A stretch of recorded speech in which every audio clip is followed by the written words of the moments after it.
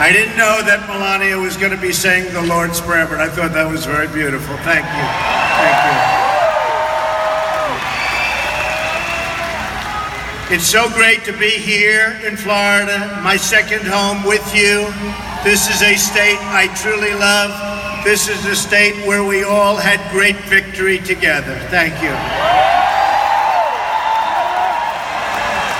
It's now been 1 month since my inauguration, and I am here to tell you about our incredible progress in making America great again.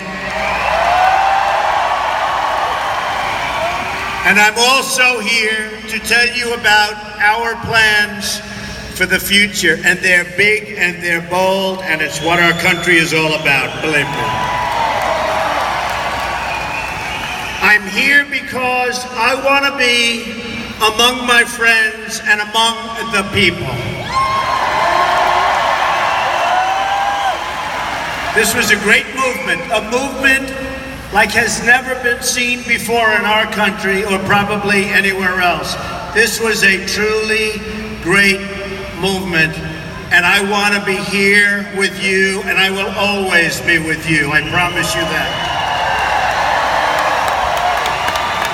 I want to be in a room filled with hard-working American patriots who love their country, who salute their flag, and who pray for a better future.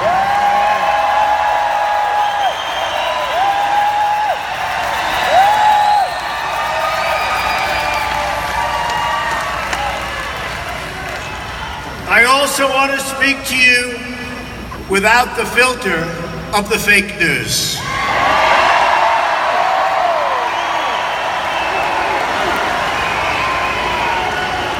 The dishonest media, which has published one false story after another, with no sources, even though they pretend they have them, they make them up in many cases.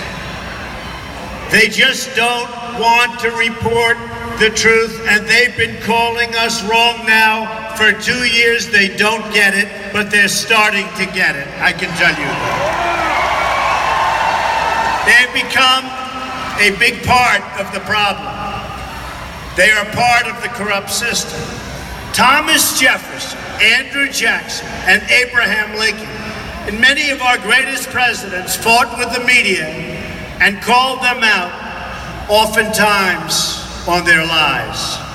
When the media lies to people, I will never, ever let them get away with it. I will do whatever I can that they don't get away with it. They have their own agenda, and their agenda is not your agenda. In fact, Thomas Jefferson said, "Nothing can be believed which is seen in a newspaper. Truth itself," he said, "becomes suspicious by being put into that polluted vehicle." That was June 14th, my birthday, 1807. But despite all their lies, misrepresentations, and false stories, they could not defeat us in the primaries, and they could not defeat us in the general election, and we will continue to expose them for what they are, and most importantly, we will continue to win.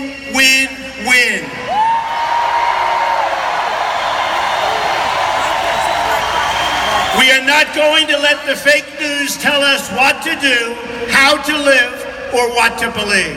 We are free and independent people, and we will make our own choices. We are here today to speak the truth, the whole truth, and nothing but the truth. I hear your demands, I hear your voices, and I promise you I will deliver. I promise that.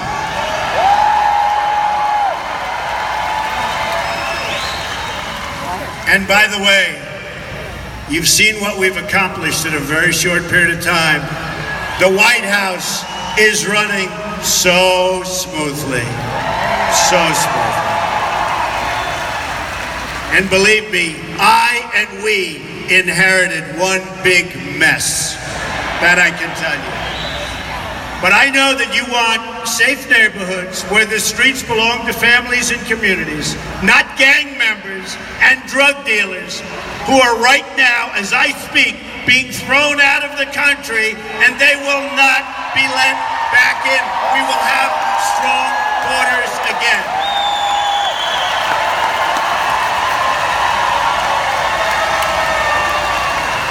And I mean that. And you've seen it on television. You've seen it on television.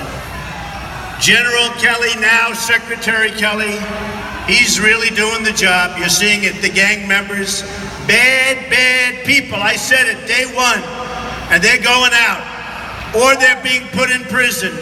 But for the most part, get them the hell out of here, bring them back to where they came from. The fact is, you want great schools for your children. You want good, high-paying jobs for yourselves and for your loved ones and for the future of your families. You want a healthcare system, and by the way, we are going to be submitting in a couple of weeks a great healthcare plan that's going to take the place of the disaster known as Obamacare. It will be repealed and replaced. And for those people, the people that are put into rooms where Republicans are talking about the plan, and it wouldn't matter what they say, for those people, just so you understand, our plan will be much better health care at a much lower cost, okay? Nothing to complain about. Obamacare, remember, it is a disaster.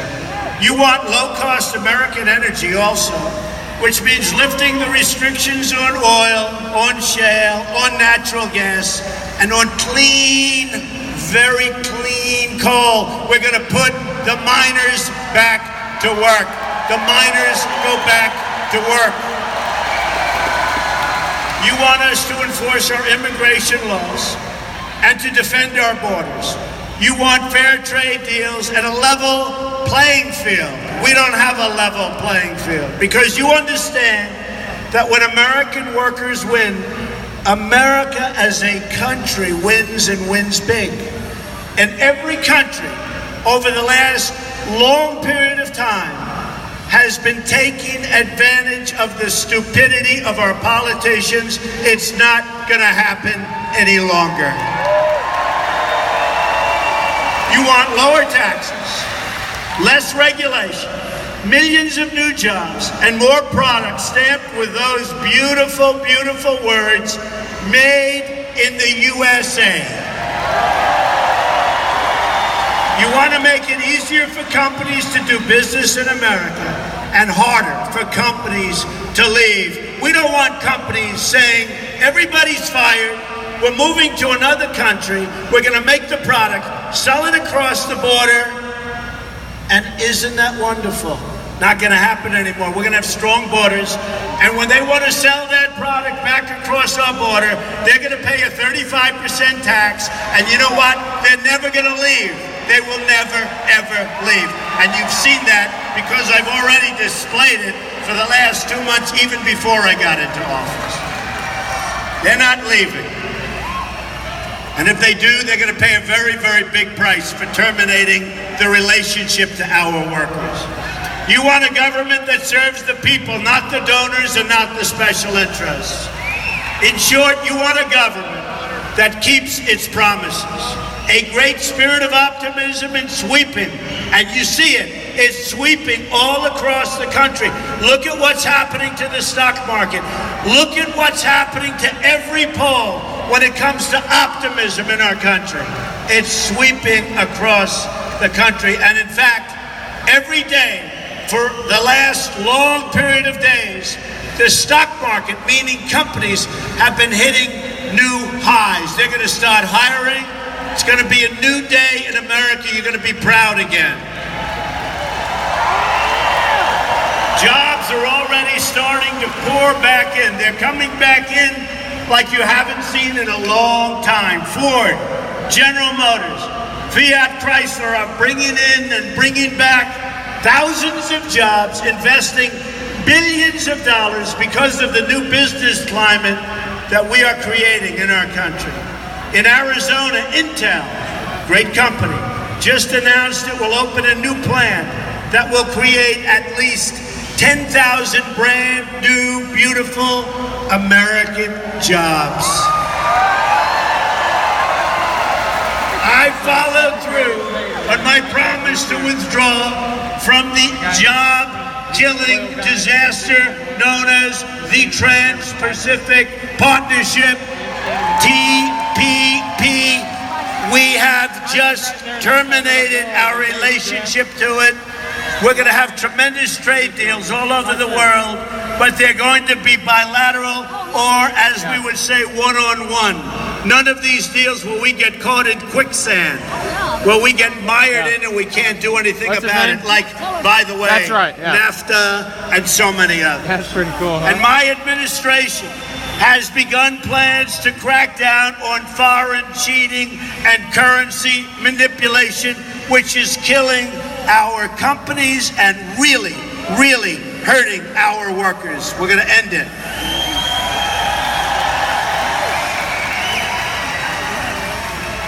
Within a few days of taking the oath of office, I've taken steps to begin the construction of the Keystone and the Dakota Access Pipelines.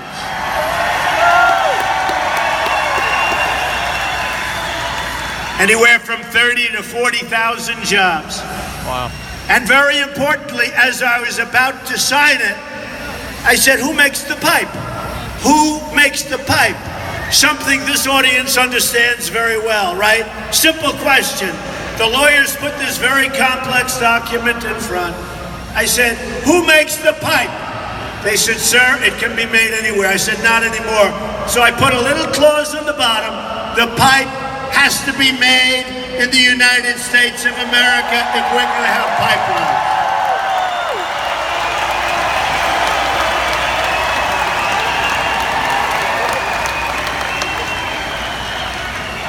We believe in two simple rules, and I can tell you, everybody in this is a massive hangar. This is for the big planes. And by the way, do you think that one media group back there, that one network, will show this crowd? Not one. Not one.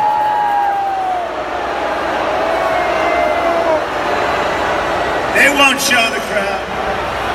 You know, coming in on the plane, and that plane represents so much, and just so you know, they were close to signing a $4.2 billion deal to have a new Air Force One. Can you believe this? I said, no way. I said, I refuse to fly in a $4.2 billion airplane. I refuse. So I got Boeing in, and it is actually two planes. A lot of people don't know. The Air Force One project is actually two planes. Why they need two planes, we'll have to talk about that, but they have two planes. But we've got that price down by over $1 billion, and I probably haven't spoken, to be honest with you, for more than an hour on the project. But I got the generals in who are fantastic. I got Boeing in, but I told Boeing it's not good enough. We're not going to do it. The price is still too high. On the F-35 fighter jet, we were hundreds of billions of dollars over budget. 7 years late. Great plane. Lockheed Martin. A great plane. So think of it. They're 7 years late. They're hundreds of billions of dollars over budget. Other than that, by the way, the project is going extremely well. And I got the folks in from Lockheed Martin, who are terrific people, and a terrific product, by the way. I also got Boeing in. I said, do me a favor, give me a competing offer. And now they're competing and fighting, and we've gotten hundreds of millions of dollars off the price of a plane that was going to be ordered. In other words, if my opponent got in, there would have been no calls made to Lockheed and Boeing. They would have signed contracts. So they're going to make plenty of money, but it's going to be a lot less than they would have made without Trump, that I can tell you. And that's, you know, you might as well know about it. Because nobody talks. And by the way, that's for fighter jets.